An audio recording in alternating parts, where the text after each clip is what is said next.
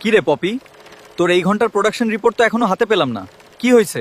কাজ কি পিছিয়ে আছে? সুজন ভাই, এই ঘন্টার টার্গেটটা এখনো শেষ করতে পারি নাই। মনটা আসলে একদম ভালো নেই, তাই কাজে মনোযোগ দিতে পারছি না। তবে কথা দিচ্ছি, পরের ঘন্টায় আমি সব ফিল আপ করে দিব। পরের ঘন্টায় তো করবি, কিন্তু পপি কাজ তো নিয়মিতই করিস। আজ হঠাৎ কি হয়েছে? তোর মন খারাপ কেন?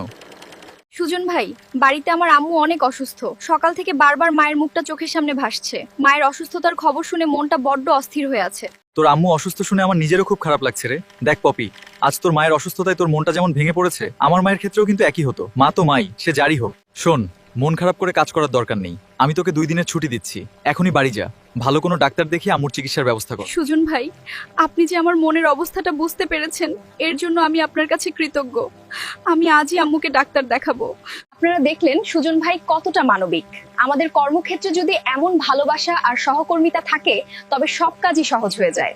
সুজন ভাইয়ের এই সুন্দর মানসিকতার ভিডিওটি সবাই লাইক, কমেন্ট ও শেয়ার করে দিবেন। আর সুজন ভাইয়ের আইডির পাশেই থাকবেন, যাতে তিনি আপনাদের জন্য আরো এমন শিক্ষণীয় ও ভালো ভিডিও উপহার দিতে পারেন।